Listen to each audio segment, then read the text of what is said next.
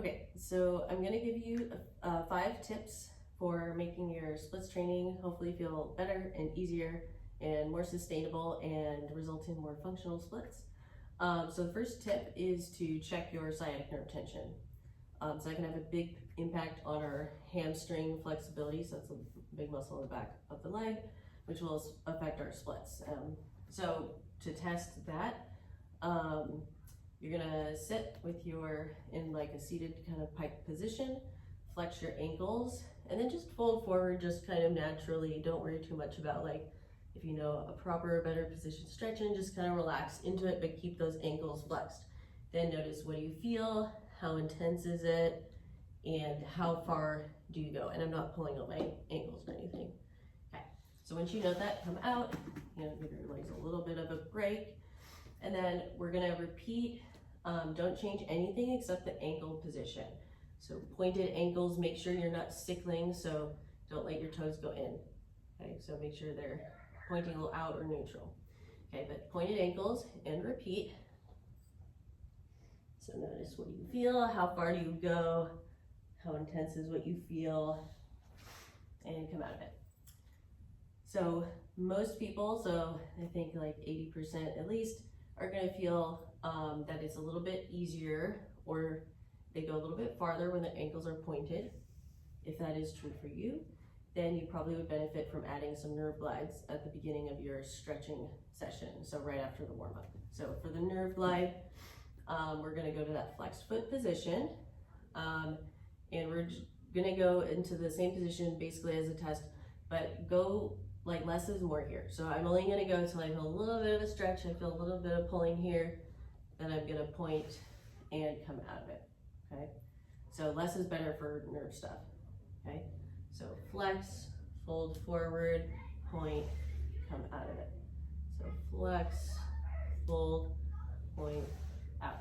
So you can do like a set of, 10 to 15, maybe 2 sets if you want.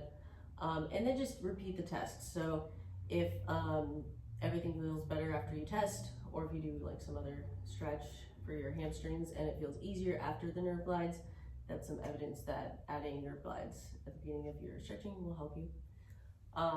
Okay, so the next tip is to sandwich your passive stretches in between active ones.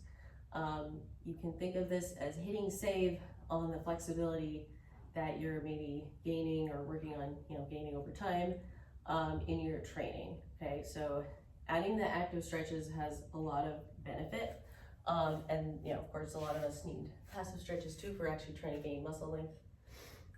So a really good active stretch for hamstrings that I like to do is some version of a RDL or like a hip hinge.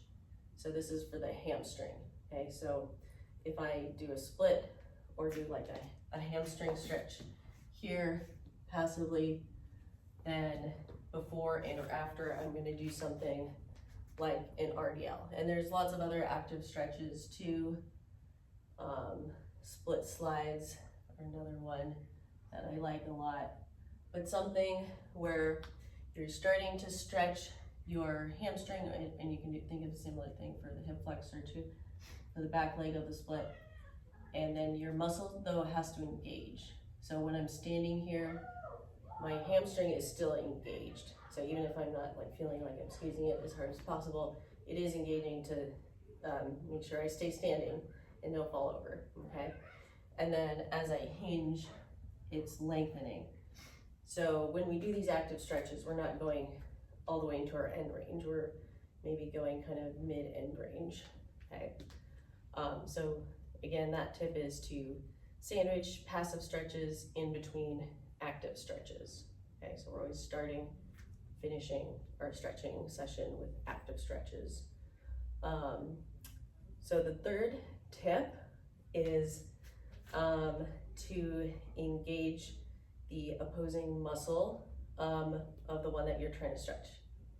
So this is related to something called reciprocal inhibition.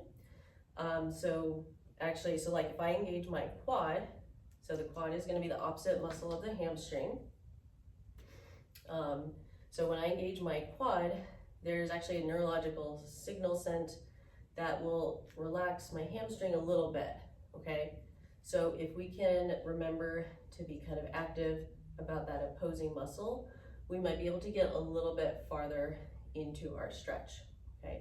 And also keeping the quad engaged too has other benefits, especially anyone who has like some knee things. I mean, most of us have some knee things. It'll help kind of stabilize your knee as well, okay? So for example,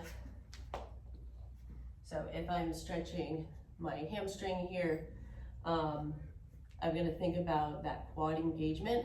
The cue I like to think about is my quad kind of lifting up, okay? So which might be a good cue for those of you who are hypermobile a little bit. And then that'll help my hamstring relax just a little bit further. Okay, so the fourth tip is to consider and strengthen your hip rotation. So that'll be for both the front and the back legs in your splits, okay?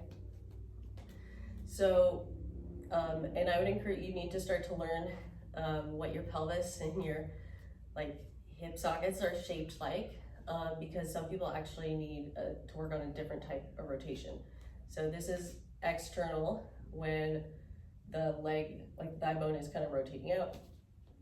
This is internal, and we can do that in different positions. So like the back leg can turn out or turn into, but my pelvis isn't moving for that, okay? So increasing both internal, external rotation and also strengthening those rotators will always help both legs in your splits, but also exploring it in your splits shapes or like the stretches you do for your splits so that you can start to learn which rotation will help you kind of move your thigh bone around your pelvis. So when I'm in like this low lunge position, and this is gonna focus a little bit more on my back hip, so the hip flexor, you can think about moving in and out with the front leg and see if one feels a little better. If you have like hip impingement or something, then maybe going a little bit out actually might help, or even stepping your foot out a little bit. But then, so the main focus here is stretching that hip flexor, so for hip extension.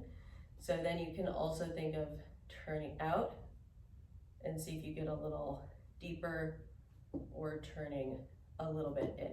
So it's, for most people, not gonna be that much. Your foot might not really even move, but engaging the muscles that would do internal or external rotation and kind of experimenting with which helps you get farther. And I would recommend kind of keeping an eye on what your pelvis is doing. So if this is really new for you, your pelvis is probably gonna wanna wiggle around when you rotate your hip and not maybe be able to distinguish those two movements. So make sure if you think one rotation feels better, make sure that your pelvis didn't move when you rotated your hip, okay? So sometimes holding the hip bones, or putting like little colored stickers on them and videoing yourself from the front can help, okay? So from the side, the stretch would look kind of like this here. So I like to hold my hip bones so it doesn't move too much. And then I can explore trying to push my hip forward in a little bit of external rotation. For me, helps a little bit. And for most people, a teeny bit of external rotation on the back leg is better. But again, try both. For a lot of people, the front leg, a little bit of engagement for internal rotation, but not everyone. And so like for me, the front leg, I feel like I have to actually go out, kind of move around my pelvis a little bit, and then can go a little bit internal. Okay, so the fifth tip, if your goal is a really clean, square front split, don't worry too much about how deep you're going into it. Worry more about the position of your joints, okay? So, I let myself do my prettiest or open, flattest split at the very last thing in my session, and then of course do an active stretch. But while I'm actually doing my training for it, I'm probably gonna be using blocks. I'm gonna think a lot about what my pelvis is doing. So for square splits, we want our hip bones facing forward, and we want there to be like a horizontal line between them, okay? So I'd want both hip bones in a line here. I don't want one kind of hiking up, okay? And it can be pretty subtle, so this is where kind of watching it and viewing from a couple angles is helpful. And then tucking your pelvis, so rounding the low back, is gonna force your hip flexor to take the stretch instead of your low back. Generally, more sustainable splits, and also you're gonna see more benefit if you train that way.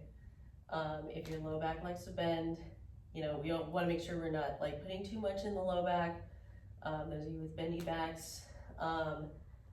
And, you know, but again, like you're still, like even if you're gonna perform your split with a lot of low back arch, if you also have hip extension, your splits are gonna be way better.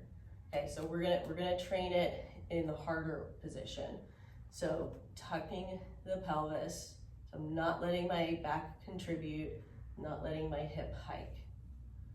And then that's how I would train my hip extension. And then when I'm training for like a full split, then just, you know, use blocks, block up your leg so that you can get that tucked position when you're doing the longer holds. And, you know, and then at the end you can go into your more back bendy split.